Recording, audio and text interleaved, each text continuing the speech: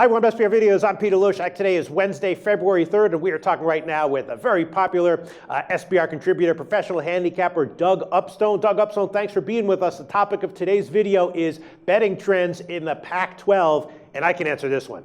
Overs and home teams, right? Those are the two betting trends. If you have been betting home teams to win and overs in the Pac-12, your bankroll is pretty healthy at this moment, unless you were making other bets where you were giving it all back. But overs and home teams have been money in the Pac-12, right, Doug?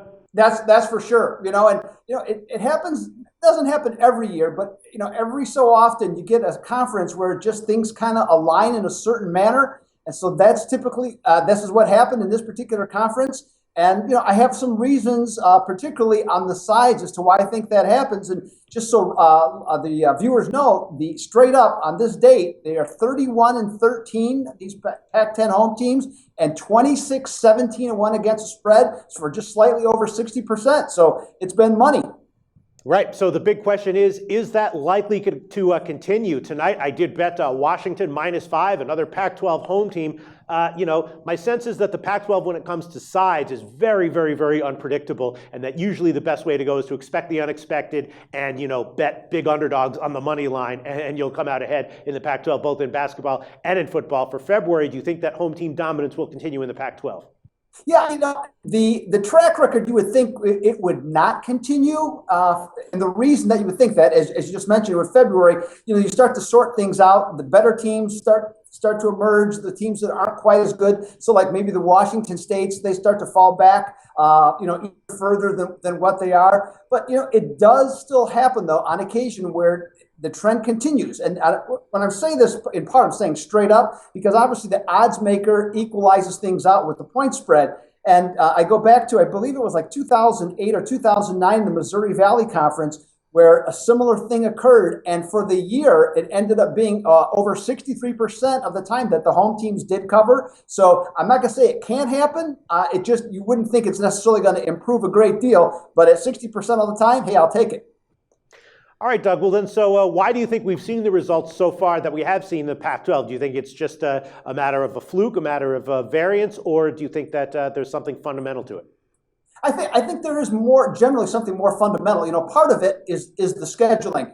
The way the Pac-12 is situated, you have two teams either in a state or two teams in a region. So this has always been the case. So you're almost always going on a 2-game road trip, or you've got 2 games at home. So I think that's just kind of inherent to leading towards that type of environment. And over the years, the Pac-12 has been that way a little bit anyways. The other thing I think that comes into play here, there's been a turnover of coaches in the conference. And I think what that has precipitated that, like 5-6 years ago, the Pac-12 was horrible. I mean, and even as the Pac-10, it was a bad league, bad basketball league. And so with this influx of new coaches, what's changed is the players that were leaving the state and going to other top 10 programs, more of them are staying at home now. So teams like UCLA, USC, Washington, Utah, all these teams have come up. And the reason that they've come up is because they're getting better players. Now, one other thing that comes into play here as to why, if you look at any of the websites that have team rankings, you'll find that other than Arizona, Oregon, and Washington State, they're basically bunched in a 30 to 80 range, which means they're all pretty good teams, but they're not necessarily great teams.